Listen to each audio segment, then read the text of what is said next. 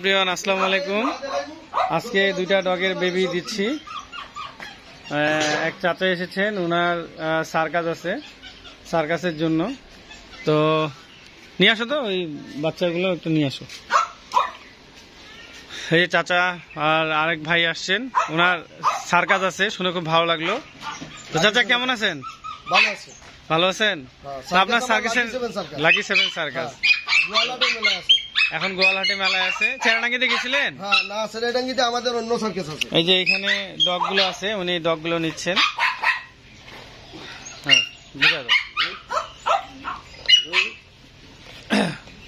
জোরে ঠেলা মারো, ঢুকে যাবে।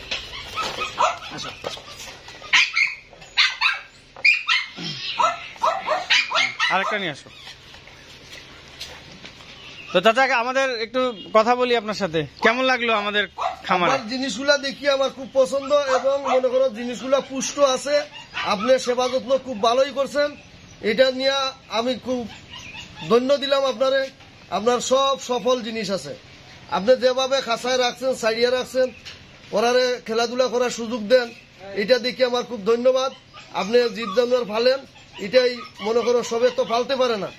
আমরা সার্কাসে নেই, নিয়ে মনে করো দর্শকরে আনন্দ দেই, খেলাধুলা শিখাইয়া মনে করো সাইকেল চালানি শিখাই, তারপরে ড্রাম চালানি শিখাই, এগুলা শিখাইলে দর্শক আনন্দিত হয়। আর আপনার সহযোগিতায় দুইটা বাচ্চা নিয়ে গেলাম, আল্লাহর রহমতে আপনি দোয়া করবেন। ধন্যবাদ। এই যে আরেকটা আনতেছে, এই যে দুই কালার, একটা হচ্ছে আপনার সাদা কালার আর একটা হচ্ছে সাদা লাল কালার। একটা ছেলে একটা মেয়ে নিয়ে যাচ্ছে।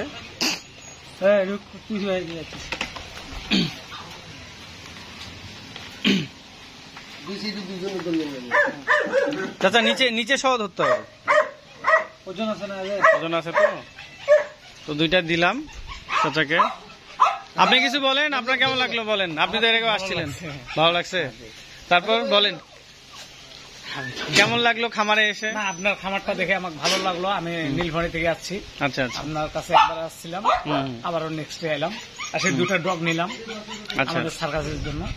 আপনার পরিচ্ছন্ন দেখে আমার খুব খুশি। আচ্ছা আচ্ছা আচ্ছা, ঠিক আছে। আচ্ছা, দিব। আচ্ছা নিয়ে যাচ্ছে। আচ্ছা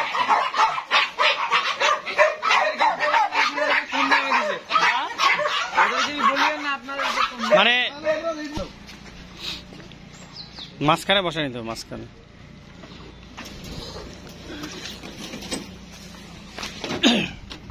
শুনেন, ভালো থাকিস। হ্যাঁ, ওখানে আমরা সেরাইডাঙ্গি যাবো, সেরাইডাঙ্গি আমরা দেরি করবো।